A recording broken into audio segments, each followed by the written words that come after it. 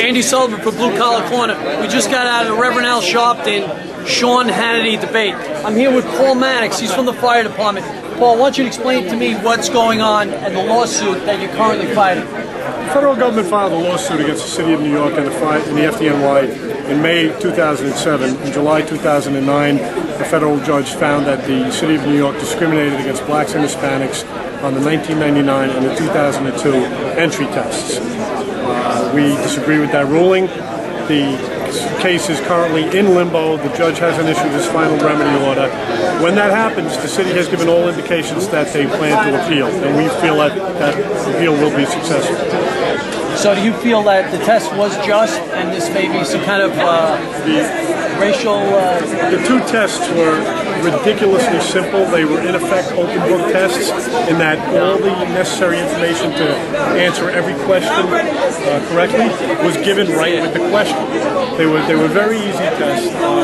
They actually argued that reading comprehension ability isn't important to be a firefighter in the 21st century, and the judge bought that argument, and that's a ridiculous argument. We have voluminous sets of manuals and procedures and new equipment that we always have to read up on and learn and study, procedures, different buildings, building construction, terrorism, EMS, the list goes on. And to argue that reading comprehension ability isn't important is ridiculous. So are you telling me that there are maybe white or Caucasian people that aren't being hired because they want to bring in somebody of an ethnic background instead with a lower score? Right. The judge wants to institute quota hiring for the FDNY. They have proposed certain plans that he would approve. The city rejected all of them, rightfully calling them quotas. And we're now in limbo. We're waiting for the next step, which is hopefully he'll issue his final remedy order and the city can appeal the case. Okay, that's something we're definitely going to follow. Now, about the debate tonight, Paul, what did you think about the debate? It was kind of like what Hannity said. Everybody just went around and around in a circle, and I don't think anybody was convinced either way. So you came in agreeing with Hannity, you still agree with Hannity. If you came in agreeing with Sharpton, you still agree with Sharpton. Do you think at any point there was maybe a window of opportunity where maybe your guy got something in, or maybe the other guy got something in? I think Sharpton had the best line of the night, the resurrection line. That got the best response. It did. Not that I agree with him on anything, but he had the best line of the night.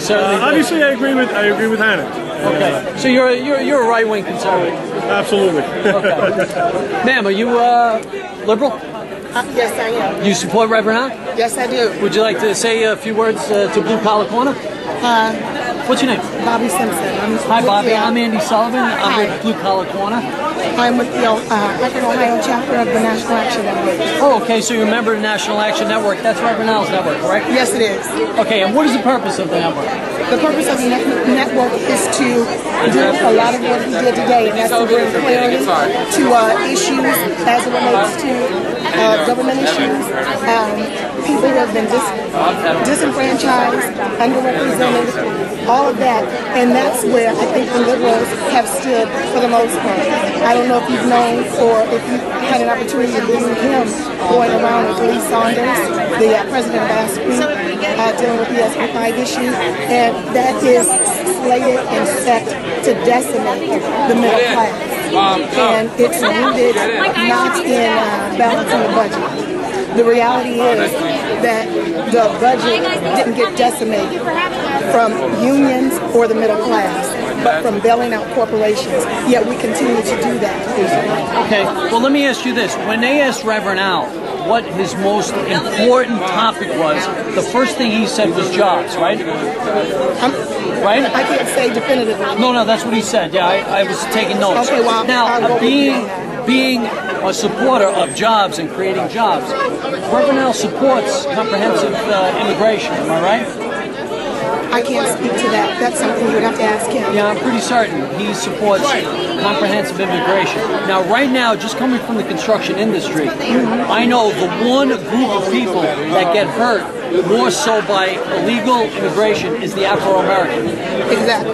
So, what about you, Bobbi? How do you feel about comprehensive immigration? Because I'm telling you right now, as these people come into the country illegally, they take more jobs from Afro-Americans than any other ethnic group. Well, ideally, I hear what you're saying, but it sounds like your question wants me to deal with the bottom feeders and the fight between the bottom feeders. What's a bottom feeder? Well, the low-level jobs that the illegal immigrants are coming in and taking. I'm talking about very good paying construction jobs. Now, I'm in the construction industry. I'm talking making $80,000 to $100,000 to $150,000 a year. These are jobs being taken from illegal immigrants.